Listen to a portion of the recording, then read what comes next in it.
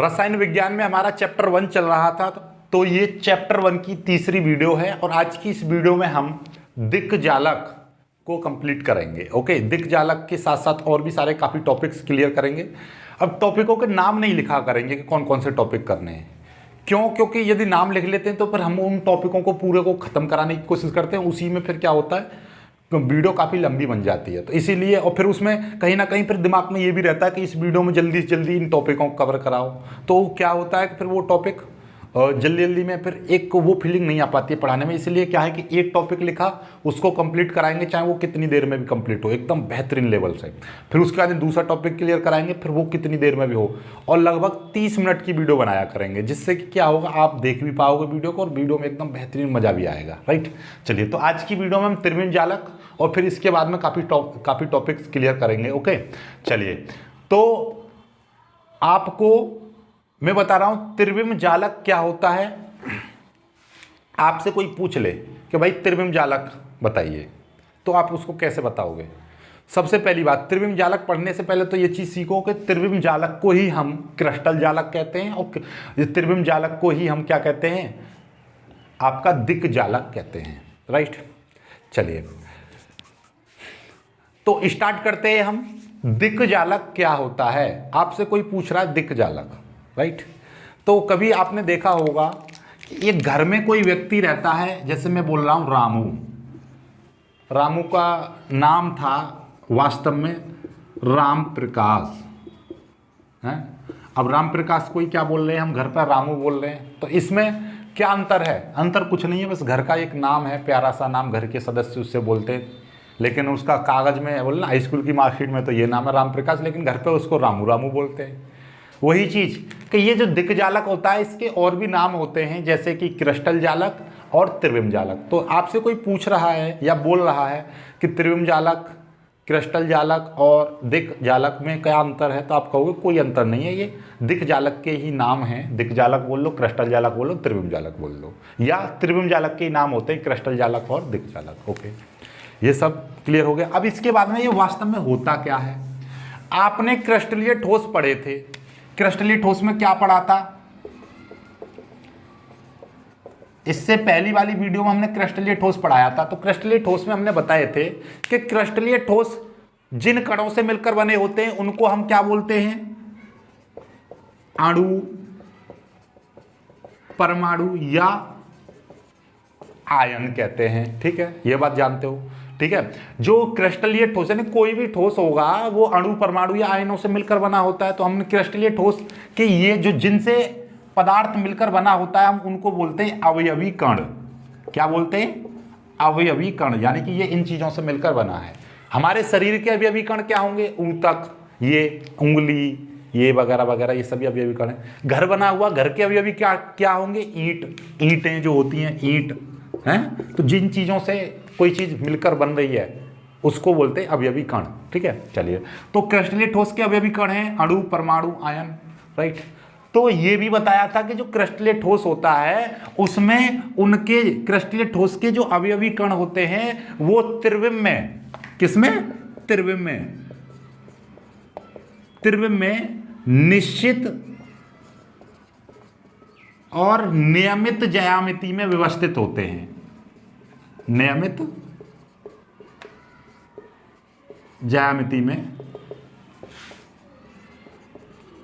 व्यवस्थित होते हैं। अब इसका मतलब क्या है? यहां पर दो वर्ड, 3-4 वर्ड हैं, देखिए। त्रिविम, त्रिविम का मतलब क्या है? निश्चित तो आप समझ ही रहेंगे, निश्चित यानी कि फिक्स, और नियमित, नियमित भी आप समझ रहे हो क्रम से। ठीक है, और ज्यामिति, ज्यामिति। तो आपके ये दो वर्ड आपको थोड़ी सी कंफ्यूजन कर रहे होंगे, या क्या है?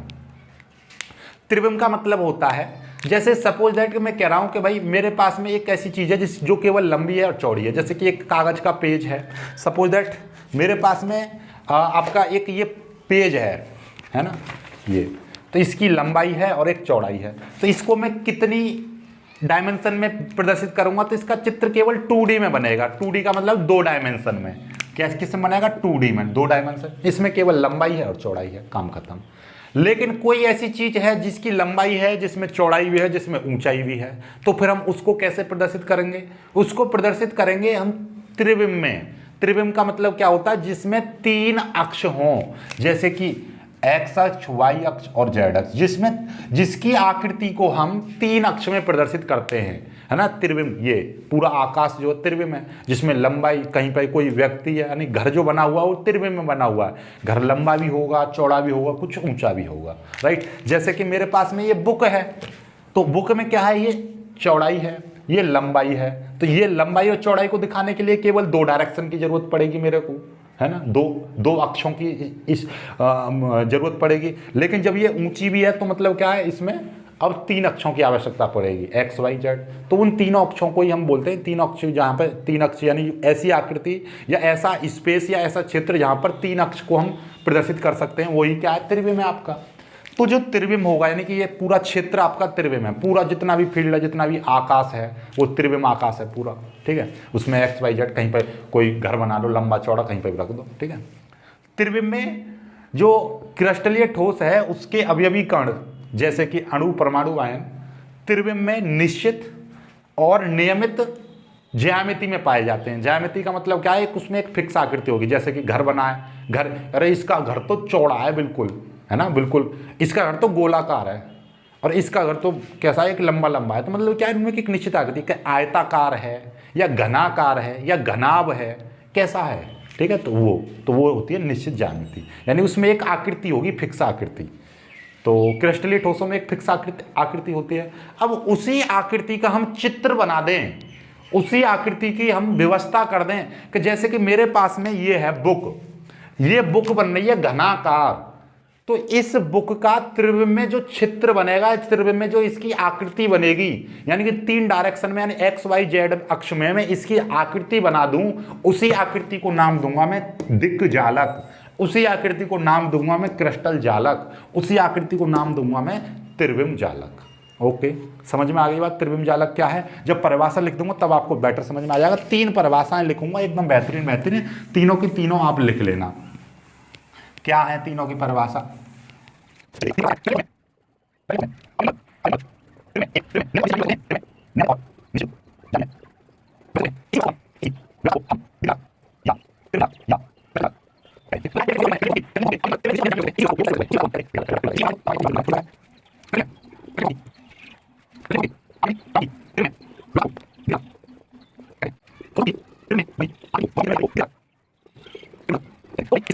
तो भाई इसकी 3 परिभाषाएं मैंने बना दी हैं। तीनों में से जो परिभाषा आपको अच्छी लगे, इजी लगे, उसको कर लेना। पहली परिभाषा क्या है? क्रिस्टलीय ठोस के अवयवी कण, यानी कि क्रिस्टलीय ठोसों के जो अवयवी कण हैं, इसमें ठोसों लिख लेना, ज़्यादा बेटर लगेगा। क्रिस्टलीय ठोसों के अवयवी कण त्रिविम में एक निश्चित और नियमित ज्यामिति में व्यवस्थित होते हैं। इसी व्यवस्था को हम दिक्जालक कहते हैं।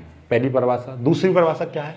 क्रिस्टलीय ठोसों के जो अवयवी कण हैं, उनकी, क्रिस्टलीय ठोसों के अवयवी कणों की त्रिविम में व्यवस्था। क्रिस्टलीय ठोसों के अवयवी कण, जैसे कि अवयवी कण, जैसे कि आपके अणु,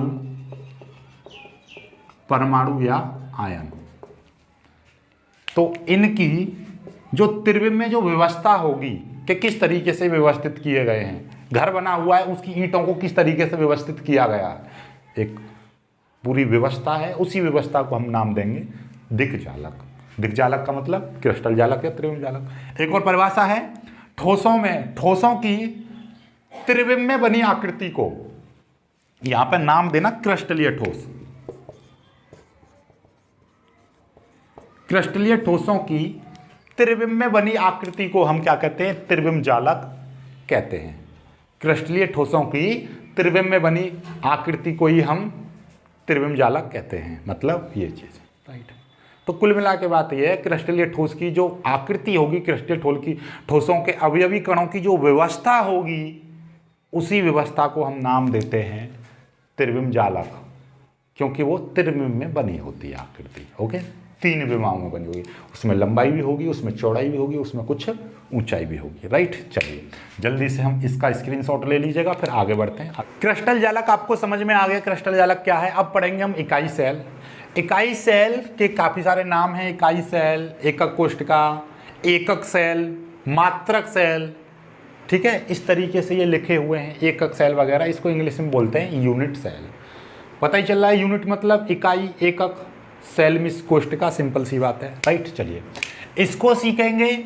इसके लिए मैं आपको एक चीज़ बता दूं क्या, देखिए ज़रा ध्यान से कि भाई मेरे पास में एक ऐसे ये एक वर्ग है, ध्यान से समझ लेना, ये वर्ग है। अब मैंने क्या किया, ऐसे करके एक वर्ग को यहाँ पे जोड़ा, इसी टाइप का वर्ग, एक दूसरा वर्ग मैंने यहाँ पर जोड़ दिया, एक मैंने तीसरा वर्ग यहाँ पर मैंने जोड़ दिया, और ऐसे ही जोड़ता गया मैंने 4 वर्ग जोड़ दिए। तो अपने आप में देखिएगा ये मेरे पास में A, B, C, D था, तो मैंने यहाँ पे लिखा, इसके नाम लिख दे रहा हूँ मैं, ये क्या है, A, B, C और ये D है। अब मैं B, D, E, F देख लो, और F, G, H, D को देख लो, C, D, H और ये M को देख लो। तो अब इसको देखिएगा, ये एक वर्ग था, यहाँ पर एक वर्ग, 2 वर्ग और 3 वर्ग, और ये 4 वर्गों को मैंने जोड़ दिया। ओके, कोई दिक्कत वाली बात नहीं है। एक यहाँ पे देखो,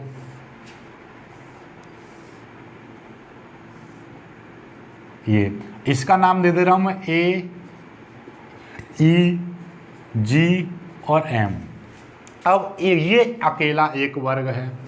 अब एक चीज देखिएगा, ये भी वर्ग, ये भी वर्ग और ये भी वर्ग, इनमें अंतर क्या है?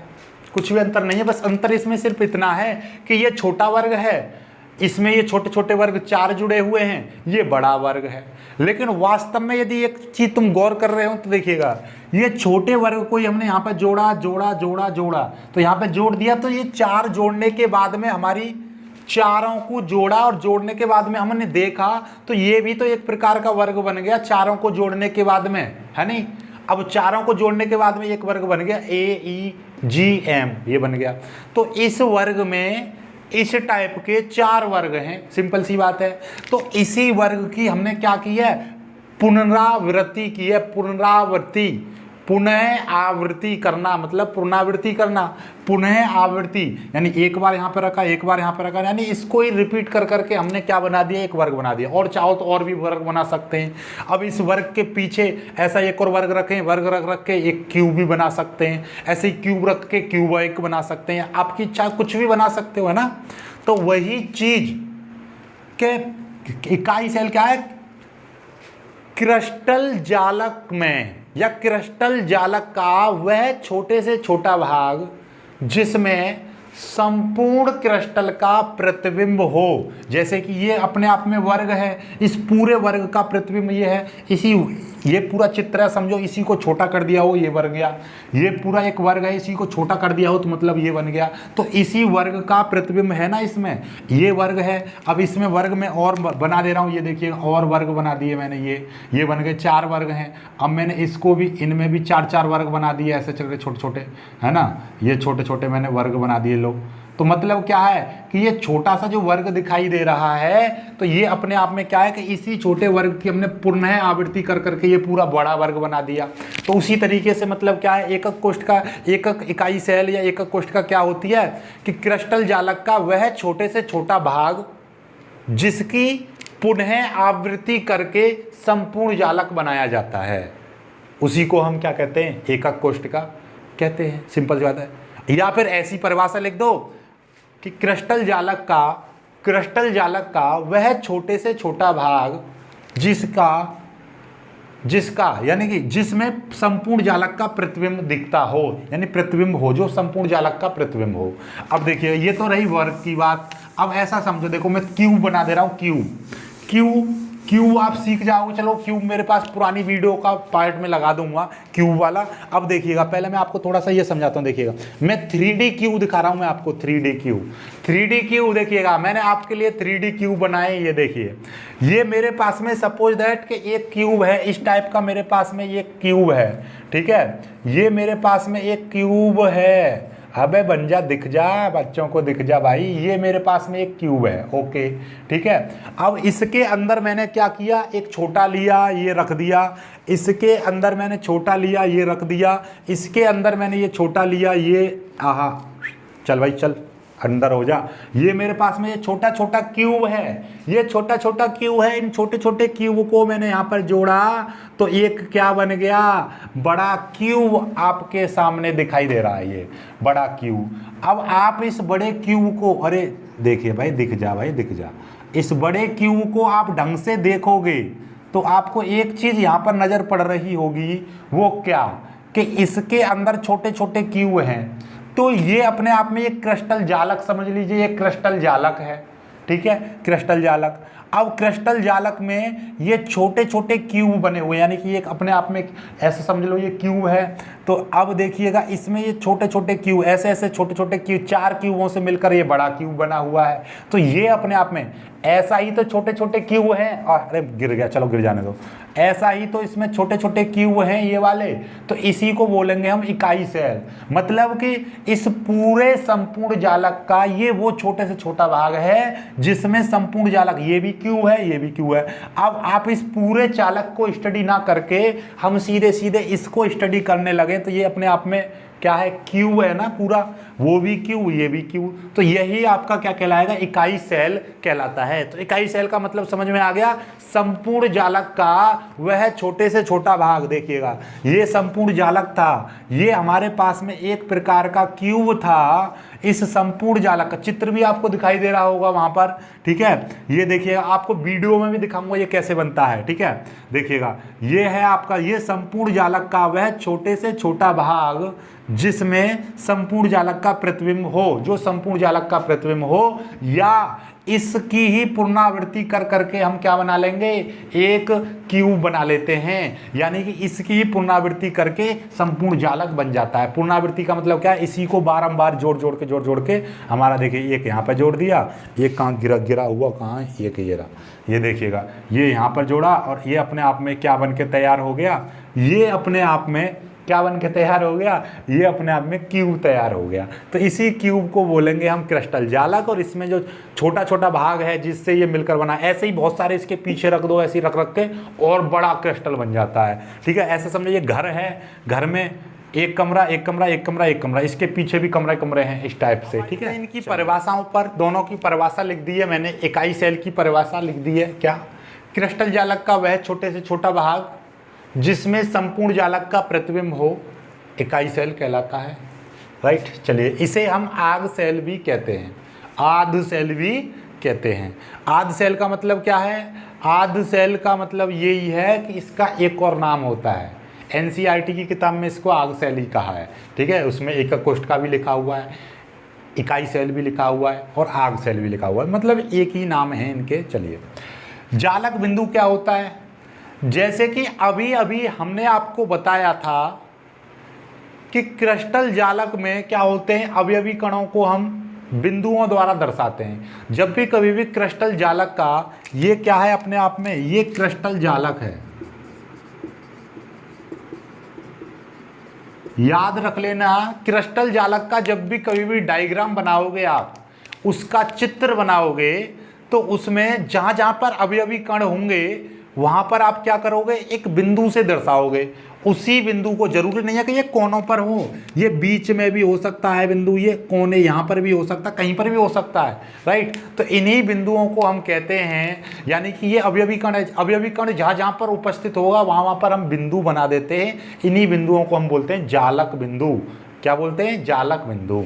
चलिएगा जालक बिंदु की परिभाषा क्या बनेगी, क्रिस्टल जालक के आरेख में या चित्र में या आकृति में अवयवी कणों को बिंदुओं द्वारा दर्शाया जाता है। किसके द्वारा दर्शाया जाता है, बिंदुओं के द्वारा दर्शाया जाता है। इन्हीं बिंदुओं को हम क्या कहते हैं, जालक बिंदु कहते हैं, या जिन्हें हम जालक बिंदु या जालक स्थल भी कहते हैं, जालक स्थल भी कहते हैं। समझ में आ गई बात? तो क्या है कि भैया जब चित्र बनाएंगे हम किसी भी क्रिस्टल जालक का, तो वहाँ पर जितने भी अवयवी कण होंगे उनको हम बिंदु बिंदु से प्रदर्शित करेंगे। तो इस बिंदु का मतलब समझ जाना, जहाँ पर भी क्रिस्टल जालक के चित्र में बिंदु दिखाई देगा तो आप समझ जाना वहाँ पर अवयवी कण होगा। अवयवी कण का मतलब क्या है? वहाँ पर अणु, परमाणु या आयन उपस्थित होगा। यहाँ पर अणु भी हो सकता है, आयन भी हो सकता है, कुछ भी। और वास्तव में क्या होता है कि जो अणु, जैसे कि मान लीजिए हमारे पास में मैंने बताया था ठोस जो होता है उसके अंदर अणु जो है इस तरीके से व्यवस्थित रहते हैं, पूरा एकदम ठोसम ठोस तरीके से। तो वास्तव में इनके बीच में कोई दूरी नहीं होती है। इसका मतलब ये है कि यहाँ पर एक प्रकार का इस तरीके से अणु है, यहाँ पर एक प्रकार का इस तरीके से अणु है, यहाँ पर एक इस तरीके से, यहाँ पर इस तरीके से अणु है। वास्तव में ये होते हैं इस तरीके से, ये पूरा ठोस। अभी आपको पूरा एकदम 3D में समझा दूंगा, 3D में दिखा दूंगा आपको, चिंता ना करो, मेरे पास एक वीडियो है। राइट, चलिए, तो यहाँ तक ये समझ में आ गया आपको। यहाँ के बाद में इकाई सेल के प्रकार पढ़ेंगे। इकाई सेल के प्रकार पढ़ने से पहले मैं आपको दिखा दे रहा हूँ जालक बिंदु कहाँ पर होते हैं और क्रिस्टल जालक कैसे बनता है और एकक कोष्ठिका कैसे, जो आपका एकक कोष्ठिका जो हमने बताई है ये कैसे बनती है। तो देखिएगा, इसके लिए आपको एक डायग्राम दिखाता हूँ मैं, एक चित्र दिखाई देगा, देखिएगा चित्र में क्या है। देखिए, ये है आपका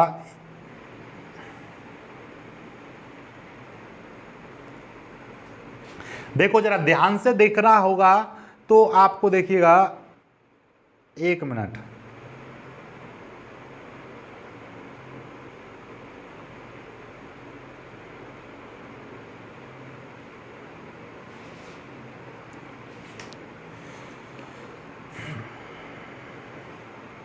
अब देखो जरा ध्यान से, ये देखिएगा ध्यान से कि सबसे पहले ये देखिए, ये क्या बना हुआ, अपने आप में एक क्यूब बना हुआ है, ठीक है। तो अब ऐसे ही ये अपने आप में क्या है, एक प्रकार का इकाई सेल है, एक छोटा, और ऐसे ही बहुत सारे इनकी पुनरावृत्ति कर करके पूरा क्रिस्टल जालक बनेगा, क्रिस्टल जालक का निर्माण होगा। देखो कैसे, ये देखिएगा, मैं आपको दिखाता हूँ, ये इस तरह से ये जुड़ते जाएंगे। ये देखिएगा, एक यहाँ पे दूसरा जुड़ा, यहाँ पे देखिए और भी जुड़ेंगे, तीसरा जुड़ा, इसी तरीके से जुड़ते जाएंगे और यहाँ पर क्या बना लेंगे, ये अपने आप में क्रिस्टल जालक बना लेंगे। देखिएगा, ये पूरा का पूरा क्रिस्टल जालक बन जाएगा, ठीक है।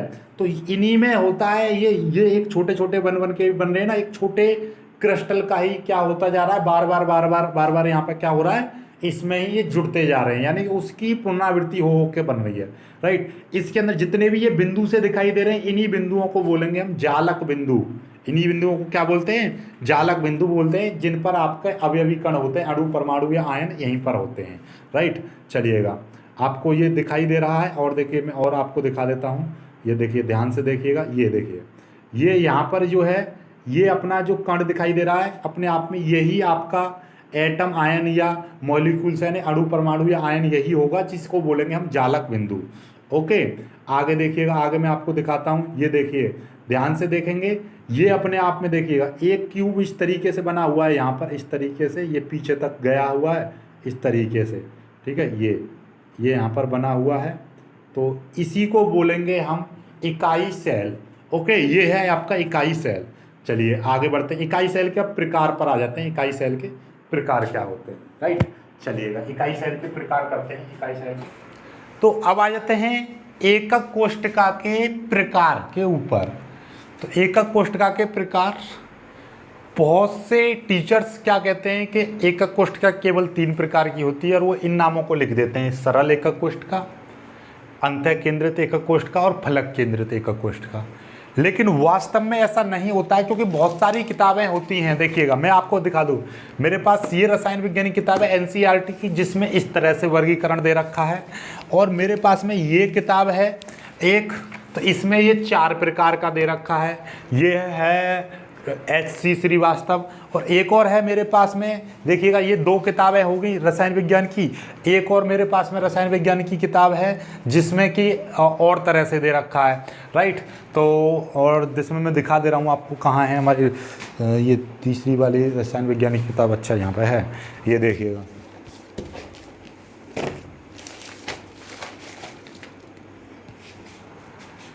देखिए,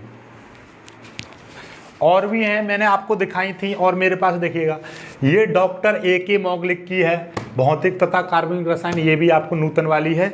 और देखिए वो भी नूतन प्रकाशन नहीं है लेकिन अलग है। देखिए ये नूतन प्रकाशन की है लेकिन ये HC श्रीवास्तव ये अलग राइटर हैं, ये अलग राइटर हैं। ये NCERT की किताब है मेरे पास में, और भी बहुत सारी किताबें, सब में अलग अलग दे रखे हैं इसके। तो आप बच्चे क्या, आप लोग बिल्कुल भी टेंशन ना लें, कोई एक टीचर एक किताब से पढ़ा रहा होगा लेकिन यहाँ पर काफ़ी सारी किताबें होती हैं, सबको स्टडी करके तब आपके लिए अच्छे से अच्छा मटेरियल दिया जाता है।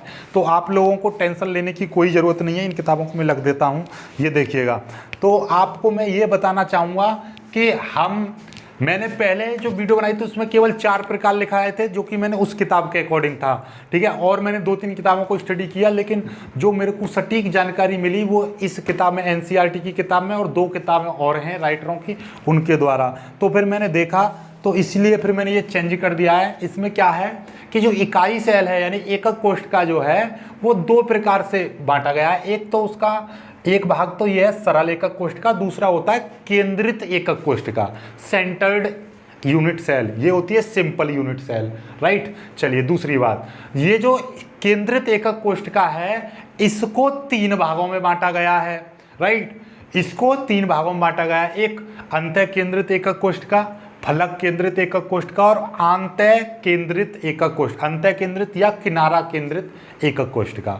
ओके, अब मैं आपको एक चीज और समझा दे रहा हूं, यहां पर देखिएगा।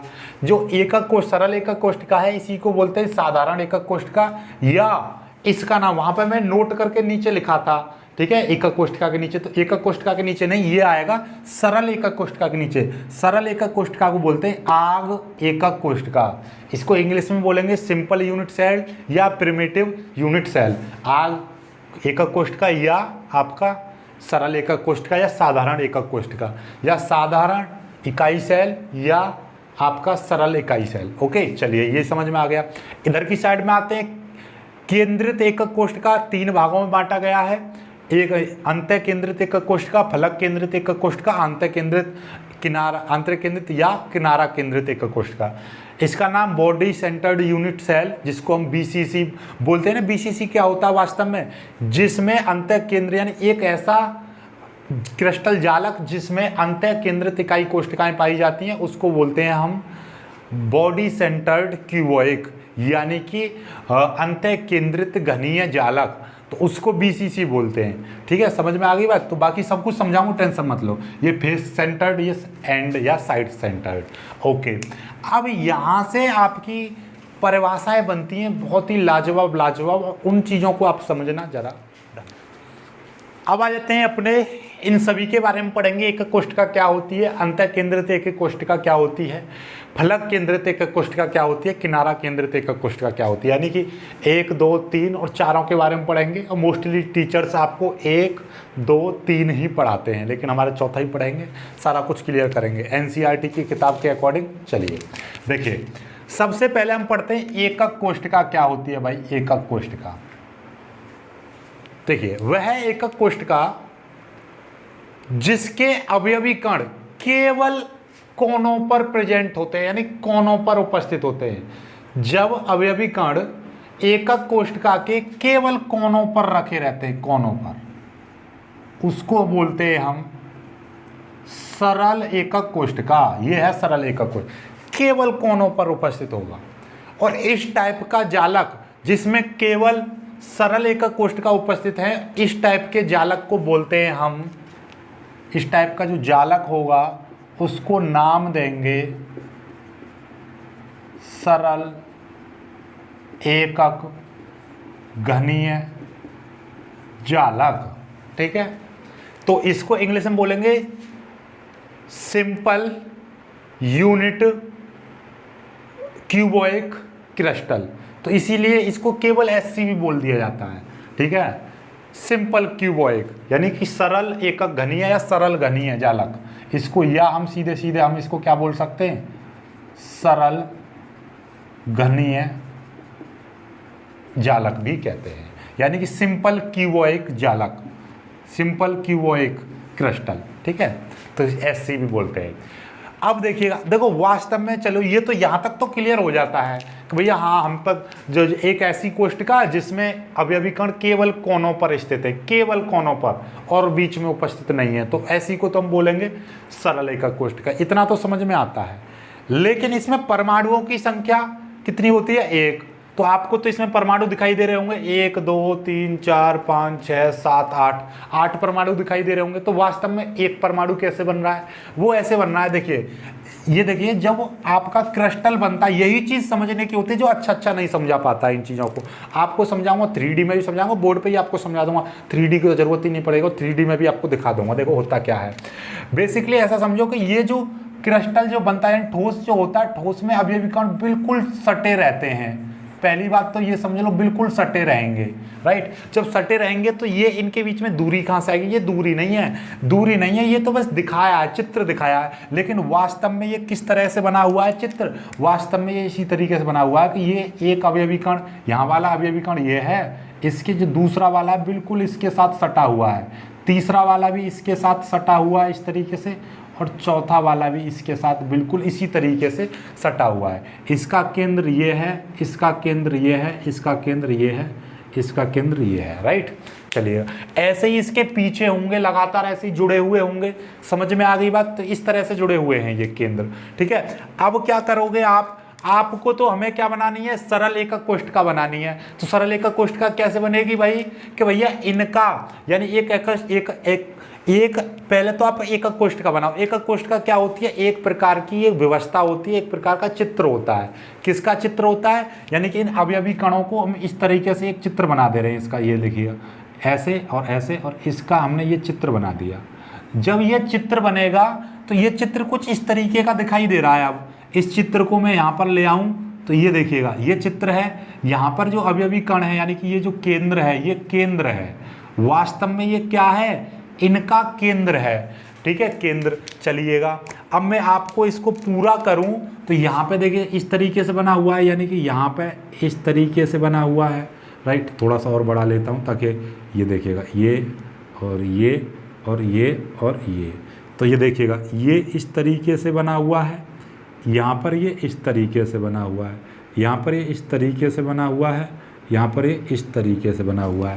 ये देखिएगा ये वाला, ये यदि मैं यहाँ से ये क्या कर रहा हूँ कि ये वाली चीज़, ये अंदर वाली चीज़ ले रहा हूँ, ये वाली, ये जो है आपका, ये चीज़ ध्यान से समझ लेना। ये जिसने ये समझ लिया उसने पूरा समझ लो, सारा कुछ समझ में आ जाएगा, राइट। ये तो अब देखिएगा, अब समझो ये पूरा गोला है, ये पूरा गोला है। तो ये गोले का कितना भाग दिखाई दे रहा है? ये तो आप कह रहे होंगे कि सर ये तो 1/4 दिखाई दे रहा है ना। ये गोला है यानी कि ये इस तरीके से 1/4।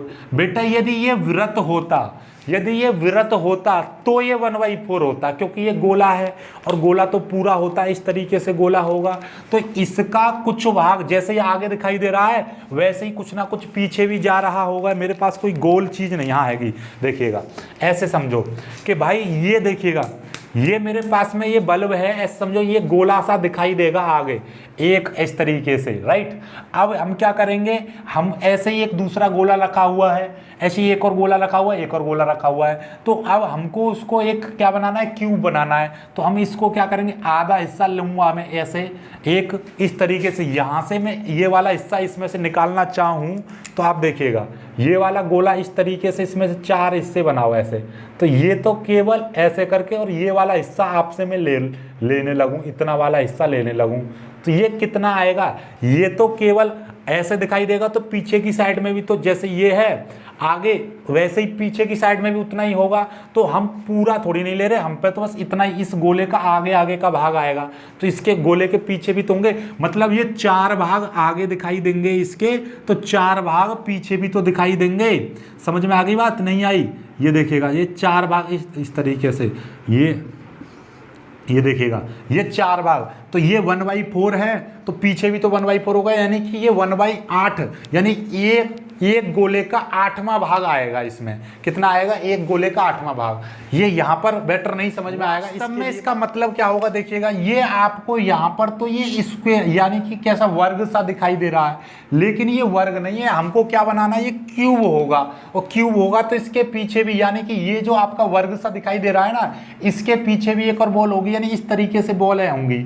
यहाँ पर एक गोला है, एक गोला यहाँ पर भी होगा, ये उस गोले का केंद्र होगा। ये वाला भी गोला है तो यहाँ पर भी एक केंद्र इस तरीके से बनेगा, एक गोला। ये थोड़ा बड़ा बना देता हूँ मैं इस तरीके से। ये गोला है तो एक यहाँ पर भी इस तरीके से केंद्र बनेगा, है ना। एक ये गोला है तो यहाँ पर भी केंद्र बनेगा, एक यहाँ पर भी है। ये इस तरीके से ये गोले बने हुए हैं, राइट। ये चीज़ बनी हुई है।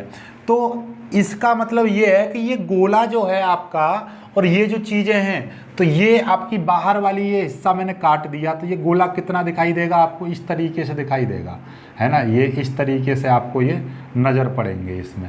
जब इसमें ये नज़र पड़ेंगे इस तरीके से, तो आपको दिखाई देगा कि ये 3D में बन नहीं सकता है गोला। तो 3D में मैं समझाता हूँ कि ये बनेगा कितना। तो ये जो भाग है ना, ये गोले का जो यहाँ वाला जो भाग लिया जाएगा, ये इस तरीके से जो लिया जा रहा है, तो ये गोले का केवल 1/8 भाग लिया जाएगा। कितना? 1/8 भाग लिया जाएगा। कैसे लिया जाएगा इसको समझते हैं पहले, तभी आगे समझ में आएगा। तो इसको ध्यान से समझना जरा। इसके लिए मैं आपको एक चीज़ दिखाता हूँ, ये देखिएगा।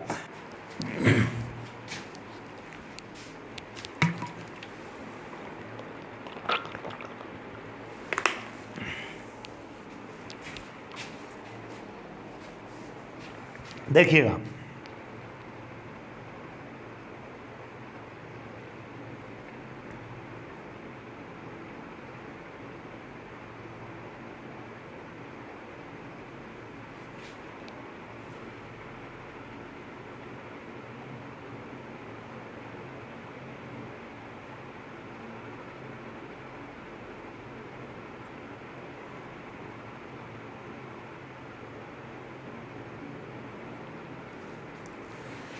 अब ध्यान से देखिएगा जरा। ध्यान से देखोगे तो आपको एक चीज नजर पड़ेगी। ये देखिएगा, ये जो आपका इकाई सेल था, सरल इकाई सेल, सरल सिंपल क्यूबिक जो सिंपल सेल था, सिंपल यूनिट सेल, वो इस तरीके का था, राइट। इसमें कितने ये परमाणु है, यानी कि जो जालक बिंदु है। अब देखोगे तो आपको एक चीज़ नज़र पड़ेगी कि ये देखिएगा, इस तरीके से इनका ये जो दूरी है, वास्तव में ये दूरी कुछ नहीं होती है, ठीक है, हमने बताई थी। तो ये मोटे परमाणु हैं अपने आप में। ये देखिएगा इस तरीके, वास्तव में इनका जो आकार है वो इस तरीके से है। ये देखिएगा, ये इस तरीके से हैं ये, ठीक है। ये देखिएगा, ये आपका ये है वास्तविक आकार इनका, दिखाई दे रहा है ना, ये इस तरीके से हैं ये, ठीक है। तो आगे बढ़ते हैं, आगे दिखाता हूँ मैं आपको। ये है, अब ये देखिएगा, ये है वास्तव में। इनको जब मैं काटूंगा इन परमाणुओं को इस तरीके से क्यू में, तो ये कैसे कटेंगे ये देखिएगा, ये आपस में इस तरीके से कटेगा, आपको दिखाई देगा। ये देखिएगा, ध्यान से देखना ज़रा, इस तरीके से हम इनको काटेंगे।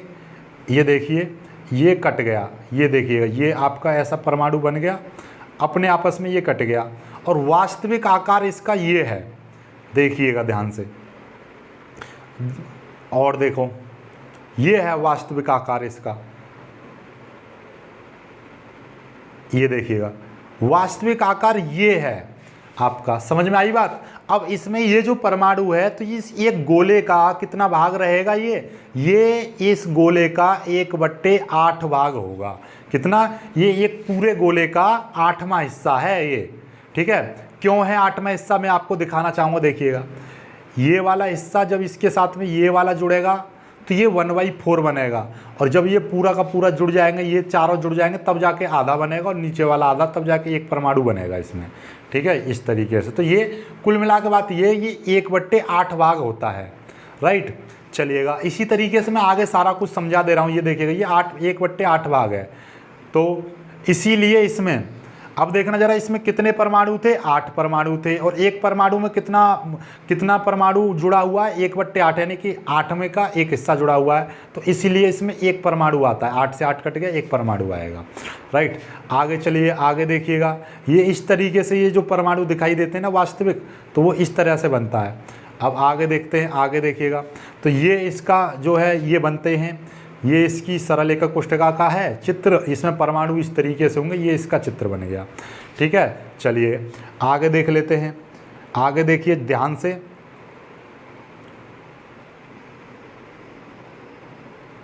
ये देखिए अब ये आ जाता है आपका क्या है, बॉडी केंद्रित, बॉडी सेंटर्ड क्यूबॉइक यूनिट, यानी कि आपका बॉडी का मतलब क्या है, अंतः केंद्रित इकाई सेल। ये आपका अंतः केंद्रित इकाई सेल है। तो एक ऐसी इकाई सेल जिसमें अवयवी कण कोनों के साथ साथ उसके केंद्र में भी उपस्थित रहता है, यानी कि जिसमें अवयवी कण कि कोनों पर तो होंगे ही होंगे, साथ में उसके केंद्र में भी एक अवयवी कण मिलेगा, तो उसको क्या बोलेंगे हम, आपका अंतः केंद्रित इकाई सेल कहेंगे। राइट, अब इसमें क्या होता है, इसमें सिंपल सी बात है, इसको आगे देखते ही देख लीजिए। इसमें भी वही चीज़ रहेगी कि इसके जो परमाणु हैं आपस में इस तरीके से जुड़ेंगे। देखिएगा, ध्यान से देखिए, मैं आपको जुड़ता हुआ दिखा दे रहा हूँ, ये इस तरीके से जुड़ेगा। देखिए ये बड़ा हो रहा है ना परमाणु, ये देखिए ये इस तरीके से बनते हैं। अब इसमें क्या होगा, इसमें भी देखिए ध्यान से देखोगे तो इसका तो 1/8 लिया जाएगा, इसका 1/8 लिया जाएगा, इसका 1/8 लिया जाएगा, इसका 1/8 लिया जाएगा, इसके पीछे का 1/8 लिया जाएगा। लेकिन जो ये बीच वाला जो परमाणु है ये पूरा का पूरा आया है इसमें। देख लीजिए, इसको चित्र आपको समझ में आ जाएगा पूरा। ये देखिएगा ध्यान से, ये देखोगे तो इस तरीके से है, ये देखिए। अब क्या होगा कि यहाँ से जब मैं इसको काटूंगा इस तरीके से, इसको मैं बनाऊंगा नीचे, तो क्या होगा, ये परमाणु सारे के सारे कट जाएंगे। तो इसमें से क्या बचेगा, वो इस तरीके से बचेगा, ये वाली चीज़ देखिएगा, ये वाली हिस्सा बचेगा। तो इसमें आपको दिखाई दे रहा होगा, सिंपल सी बात है कि जो 8 परमाणु है, 1 2 3 4 5 6 7 और एक इसके पीछे होगा 8 परमाणु। तो ये, तो इसका मतलब क्या है, ये 8 परमाणु का मतलब कितना हो जाएगा, इन 8 परमाणुओं का मतलब हो जाएगा 8 गुणा ये 8 गुणा 1/8 बराबर क्या हो जाए, 1 परमाणु हो जाएगा। और प्लस एक इसके बीच में है, एक इसके बीच में है, बीच में परमाणु पूरा ज्यों का त्यों है।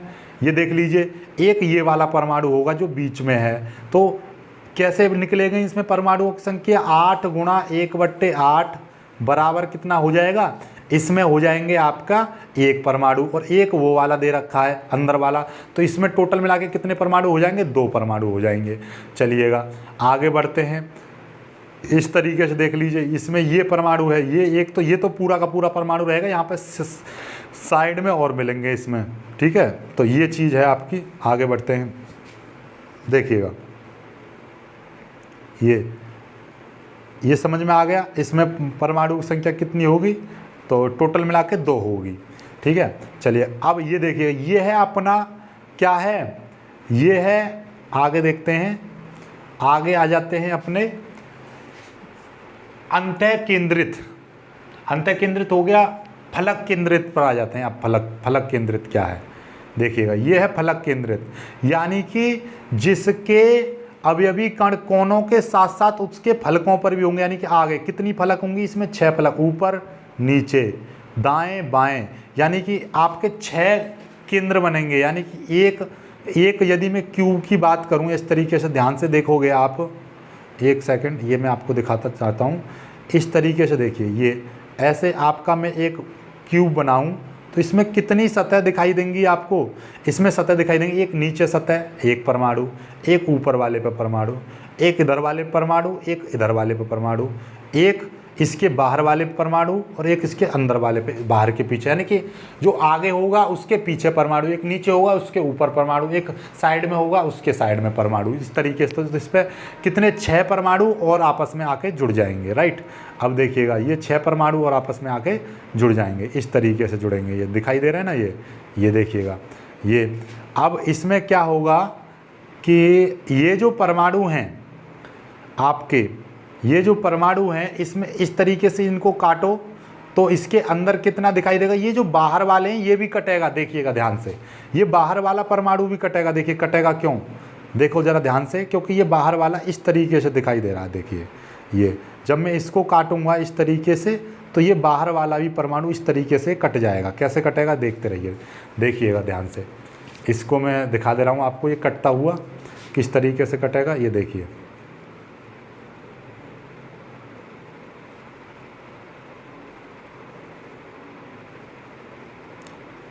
ये देखिए इस तरीके से कट रहा है, राइट। अब देखिए ये आगे वाला परमाणु देखिए, ये ध्यान से देखो जरा, यहाँ पर ये परमाणु भी कट गया, ये परमाणु भी कट गया, ऐसे 6 के 6 परमाणु कट गए। लेकिन अब इसमें परमाणुओं की संख्या कैसे निकलेगी देखिएगा। जो कोनों पर कितने थे, कोनों पर परमाणु थे 8, जिनका द्रव्यमान लिया, जिनका जो परमाणु का हिस्सा कितना आ रहा था 1/8 आ रहा था, तो इसमें एक परमाणु तो वो हो गया। और इसमें 6 परमाणु वैसे बने, 6 परमाणु वो वाले बने जिसमें जो आधे कट रहे हैं, तो वो आधा भाग लिया जाएगा। 3 परमाणु ये 6, यानी कि एक परमाणु पुराने वाला और एक ये, तो टोटल मिला के कितने हो जाएंगे, इसमें होंगे 4 परमाणु। इस तरह से इसमें होते हैं 4 परमाणु, राइट। तो यही चीज़ है इसका, देख लीजिए ये इस तरीके से इसमें कटे रहेंगे, ये इस तरीके से कटता है, राइट। तो ये हैं आपके आपस में ये 6 परमाणु, तो ये है इस तरीके से ये कट जाएगा, राइट।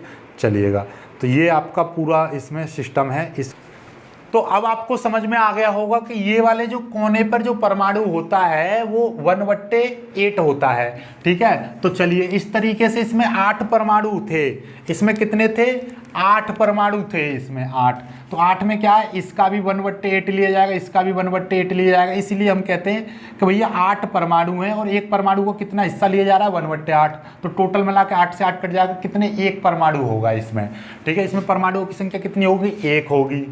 इसकी संकुलन क्षमता कितनी होती है, 52.4% होती है। संकुलन प्रभाज कितना होता है, इतना होता है। आप कहोगे ये कैसे पता चली, ये आपका कैलकुलेशन करके निकलती है, आगे न्यूमेरिकल्स वगैरह हम कराएंगे। और इसके पड़ोसी 2 परमाणु हैं, उनके बीच का जो व्यास होगा वो कितना होगा, वो व्यास होता है ए, ठीक है। ए व्यास कितना होता है, ए होता है। और त्रिज्या ए क्या है, ए इसकी जितनी दूरी है, इस घन की जितनी इसकी भुजा की लंबाई है वो होता है ए, राइट। अब क्या हो, इसकी त्रिज्या कितनी होगी, जब ये व्यास इतना है तो एक परमाणु की त्रिज्या निकालेंगे तो वो कितनी होगी, a/2, क्योंकि आधी त्रिज्या ली जाएगी तो त्रिज्या आधी होगी, राइट। इस तरीके से होगा। अब आपका अंतः केंद्रित समझ में आ गया। अंतः केंद्रित क्या था, अंतः केंद्रित इकाई सेल में परमाणुओं की संख्या कितनी होती है, 2। क्यों होती है, पहले तो इसकी परिभाषा समझो। परिभाषा क्या है कि अंतः केंद्रित एक ऐसी एकक कोशिका जिसमें अवयवी कण कोनों के साथ साथ उसके केंद्र में भी उपस्थित होता है। जैसे ही नाम से ही पता चला, अंतः केंद्रित, अंदर होगा और केंद्र में होगा परमाणु, और कोनों पर तो होगा ही होगा। तो भैया क्योंकि सरल एकक कोशिका के कोनों पर होता है, उसके ही अंदर यदि बीच में केंद्र में भी एक परमाणु आ जाए, उसके केंद्र में एक परमाणु आ जाए, तो आपका वो क्या बन जाएगा, वो बन जाएगा अंतः केंद्रित इकाई सेल। तो वह एकक कोशिका या वह इकाई सेल जिसके अवयवी कण कोनों के साथ साथ उसके केंद्र में भी उपस्थित होते हैं, वो केंद्र में भी उपस्थित होता है। केवल एक परमाणु मिलेगा उसके केंद्र में, केवल एक, ठीक है। उसके केंद्र के साथ साथ, उसके कोनों के साथ साथ उसके केंद्र में भी एक अवयवी कण उपस्थित होता है, उसको हम बोलते हैं अंतः केंद्रित इकाई सेल। इसमें परमाणुओं की संख्या कितनी होती है, इसमें परमाणुओं की संख्या होती है 2। इसकी संकुलन क्षमता कितनी होती है, 68%। देखिए यहाँ से समझ अंग संकुलन क्षमता। संकुलन प्रभाज कितना होता है, 0.68। भाई सी में 100 का भाग कर देते हैं। व्यास कितना होगा, इतना। और व्यास, और ये न्यूमेरिकल्स के लिए काम आएंगे, इसलिए इनको लिख लेना, राइट।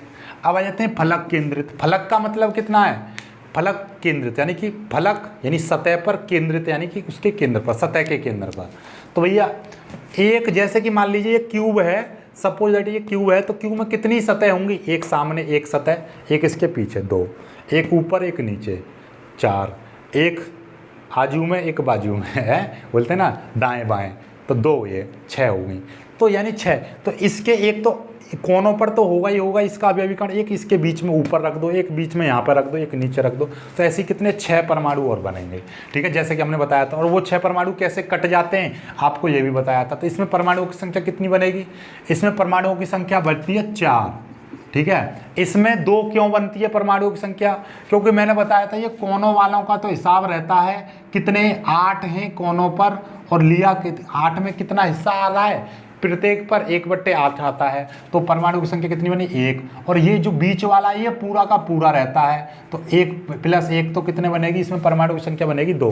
बीच वाला बताया था ना, चित्र में दिखाया था अभी वीडियो में कि ये पूरा का पूरा रहता है। यहाँ पर क्या होता है, देखिए चित्र भी कितना क्लासिक बनाया है कि ये तो कोनों पर हैं अवयवी कण, एक ऊपर है एक इसके नीचे है। एक साइड वाली फेस पर है, एक इस वाली फेस पर है, एक सामने वाली फेस पर है, इसके एक पीछे वाली फेस पर है, बिल्कुल क्लियरली विजिबल हो रहे हैं। चलिए, तो आपको ये बताया था ये जो सामने वाली जो फेस पर है ये कितने हैं, 6 परमाणु हैं और इनका आधा हिस्सा तो कट चुका है और आधा हिस्सा इसमें आएगा, तो वो कितना लिया जाएगा, तो ये 3 आ जाएंगे। और इन वाले परमाणुओं से कितना है, 8 गुणा 1/8 बराबर 1, तो टोटल मिला के कितने हो गए, 4 परमाणु हो गए। समझ में आ गई क्यों है, क्योंकि ये जो 6 थे इनमें से केवल आधा हिस्सा लिया जा रहा था, आधा कट गया था, दिखाया था ना आपको हमने, आधा हिस्सा कट गया, आधा लिया जा रहा है, इसलिए ये 3 बनेंगे। क्योंकि ये 6 हैं, 6 में से आधा हिस्सा लेंगे तो कितना हो जाएगा, 2 से 6 कट जाएगा 3। एक ये 8 परमाणु है लेकिन इसमें से 1/8 भाग लिया जा रहा है, तो एक ये, तो 3 और 1 4 परमाणु हो गए, राइट। ये किनारा केंद्रित क्या होती है भाई, किनारा केंद्रित वह एकक कोष्ठिका जिसमें अवयवी कण कोनों के साथ साथ फलकों के एक सेट पर होते हैं। फलकों के एक सेट, या तो ऊपर नीचे या दाएं बाएं या आमने सामने, आगे और पीछे, ये बस केवल एक पर उपस्थित होंगे। या तो ये बोल दीजिए या आप इस तरीके से इसका चित्र बनाओ। बहुत बच्चों पर ये चित्र बनाना नहीं आता है, वो सीख लो। चित्र इस तरीके से पहले बनाओ ये, फिर इस तरीके से एक और बना दो, ये बन गया। इससे यहाँ पर मिला दो, इसको यहाँ पर मिला दो, इसको यहाँ पर मिला दो, इसको यहाँ पर मिला दो, ये बन गया, ठीक है। ये अब आप ये चीज़ देखिएगा, जरूर ये कोनों पर बने, कोनों के साथ साथ क्या कर दे रहे हैं, ये ऊपर नीचे है, अब साइड में ही बना सकते हो, एक यहाँ पर बना दिए, एक यहाँ पर बना दिए, ठीक है। एक आमने और सामने ही बना सकते हो, आपकी इच्छा, जैसा चाहो वैसा बना दीजिए, राइट। चलिएगा, तो इस तरीके से इसमें कोई नहीं होता है कि इसके परमाणु कितने या फलाना ढिमका, कुछ भी नहीं। बस आज की वीडियो में सिर्फ इतना ही करते हैं, बाकी अगली वीडियो जल्दी ही अपलोड करेंगे, शाम को अपलोड करेंगे। तो बस वीडियो को लाइक करना, अपने दोस्तों के साथ शेयर करना, चैनल को सब्सक्राइब जरूर कर लेना। मिलेंगे एक कुछ अच्छी वीडियो, तब तक के लिए बाय बाय।